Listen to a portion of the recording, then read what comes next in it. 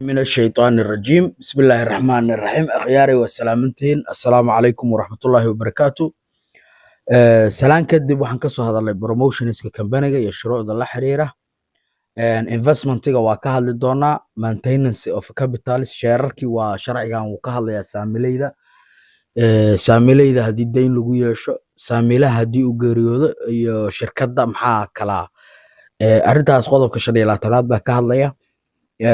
sharcigan wuxuu ilaaliyaa market abuse-ka waxyaabaha wuxuu ilaaliyaa liability-ga crimes and torts rights of members-ka waxyaabo badan buu ka hadlaa duties of directors-ku ka hadlaa decision making ku caawiya marka company-gu hadii sharciga loo tiigsado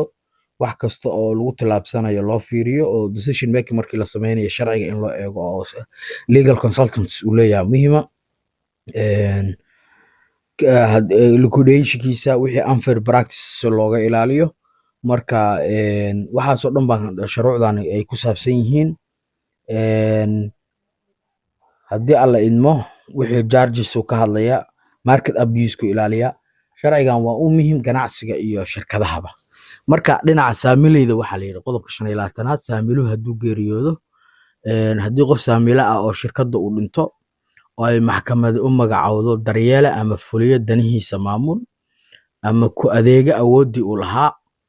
saamilaha geeriyooday daryeelahaas ayaa ku adeegaya dhammaan inta sharciga ama maxkamadu u idmatay hadii saamiluhu yahay shakhsi sharci oo shirkaddu kacdo ama baaba'do wakiilka sharci ee shakhsigii danta ku lahaa ama sheerka ku lahaa saamiga ku lahaa ama dhaxalkiisa lahaa ayaa la wareegaya dhammaan awoodihii uu lahaa saamiluhu hadii ilmihiisu ay dhaxlaan it's okay marka arrintaas oo dhan waxa nidaaminaya sharciga shirkadaha qodobka 26aadna wuxuu ka hadlayaa xilka saamileyda iyo maamulka shirkadda mas'uulka kama ahan xukun go'aan ama amar maxkamadeed oo shirkadda ka dhan abaaleyay xataa saamilaha deyn iyo waajibaadka mas'uuliyadeed ee shirkadda saaran waxaas oo dhan mas'uul kama ah dhinaca dacwadda saamilaha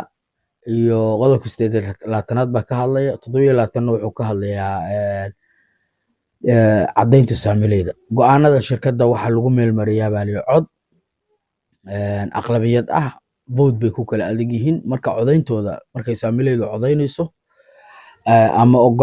ogolaansho midaysan ay sameynayaan codbixinta shirkadeed kama reebana baa leeyahay in lagu saleeyo qiimaha saamiga saamile kasta leeyahay haduu aysan jirin baa leeyahay si ka